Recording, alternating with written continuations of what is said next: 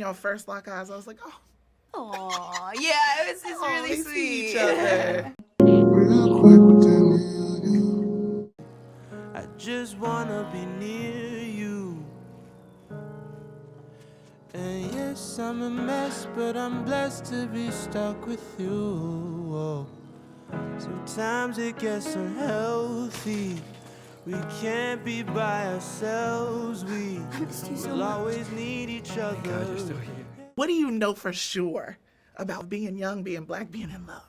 I know that it is a lot. It is a lot of off and ons. There is no, everything is just constantly moving in love, and I'm seeing that it's not just this stillness that everyone believes it to be, like they're running to love for everything to just stop and then everything is done. I feel like you go to love and then everything starts. So that's what I would say. I would say the same thing. I mean, Yeah. it's just life, you know, and experiences, and it's cool to see people like us in that spot. Do you know what I mean? And playing such complex characters and Yes. living that complex life that Mara has written. You know what I mean? Yes. Listen, the queen herself. Yes. Mara, Yes. my queen. I love you, Danielle. How I are love you? You, girl. Girl. You don't even, well, you know how much I love I know you. you do. You're so generous with that, and I really appreciate that always. Thank you. Glad to be sitting here with you for this. Thank you. For forever. I mean, Judy Blume and Brock Akil together. Only God knew that, right? What? What? I was telling them kids they weren't there. They didn't know. They didn't know what Judy was giving us. Y'all don't know That's nothing about right. that. Y'all weren't there. We weren't there. I wasn't there, but I read the book during the audition We did. process. Loved it. She used to have us on the Masterpiece. edge of our seats. Listen, like real stuff. And then for you to take this meat and create this black love story for kids, like coming of age.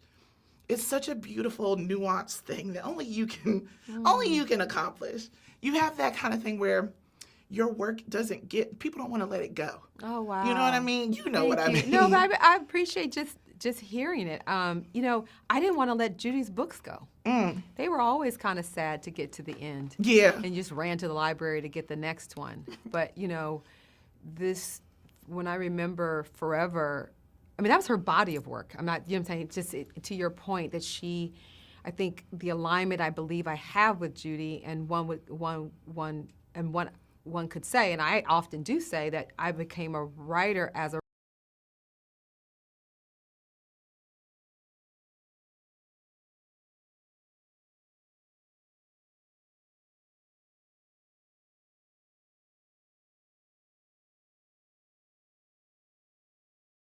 is in me, is in my storytelling voice.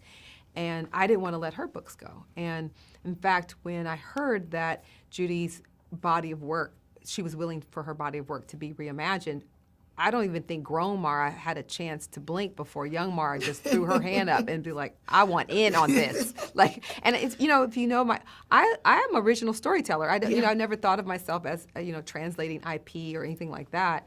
But I don't see it as IP. It was just, this is a heartfelt thing. I wanted to be a part of almost protecting the legacy of Judy Blume. You know, that I loved her so much, I would care about her that much. And care about that because she cared about us. And just sort of that love just keep recycling, right? And upcycling, as one would say. And so I was really happy to have an opportunity to passionately speak to her about how I would love to translate the book for a modern time, for an audience who could use her. And that's a global audience of, I think, all of us, but especially young people. You know, she wrote so well, I could project myself into the story. But what I get an opportunity to do is we get to experience love through a black lens. Yeah. I got to experience love through a white lens. But ultimately, it's all human. Yeah. It's just a human story. We all want love. We want healthy choices in our sex, should we choose to. And we want a future. Yeah, if we could have that. Yeah, Those real. few simple things. And that's forever. And that is a global desire. That is each generation is trying to figure it out within the details and obstacles of their generation and time. And sometimes this new generation, they don't know who Judy Blume is. And so for me to have an opportunity to introduce them to love and perhaps even take another, when you do have, when episode 8 is over and you want more, maybe you go back to Judy. You can go read the book. And reimagine it from there. Yeah. Well, one of the things that I love that you do is that you always put yourself in there. I do. No matter what project it is. It's like you figure out a way to put that lens on it. And I see it in this project with the mother. Yes. Protecting her Therapizing kids. myself. I can feel that energy because it wasn't there in the book, right? They didn't have to worry about their kids in that same way. Well, that's the difference of the book, in the translation of the book. Judy spoke candidly about this, that white parents have a privilege to feel like their kids are safe in the world. Black parents don't, and especially in 2018, we did not. We were scared as hell. Yeah. And I just wanted to keep your kids alive, and no amount of education, no zip code was gonna keep your kids safe. And so that's how it felt. And so there was a real intense pressure put on children, and you don't realize what you're taking away by narrowing their ability to move in order to keep them safe.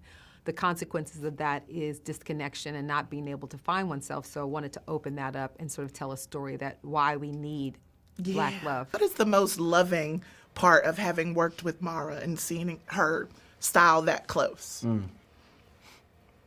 I would say getting to know her in person and knowing how personable and like emotional she is, you can tell that everything that she does write is coming from a very close place to her heart. So it does feel nice to be able to like be saying these words that are real and that are also from a book that is also real. It's not just Mara's pen, it's also Judy Blume from so many years ago. So it's like to know that there's these two authentic spaces that have been created for like teenage like life, and they're just so real. It's just amazing. Yeah. She knows her story like the back of her hand. I mean, like you said, that pen goes crazy. Yeah. You know what I mean? It goes hard. It goes hard. So like she had a very specific vision, and we were just able to serve her story in this way.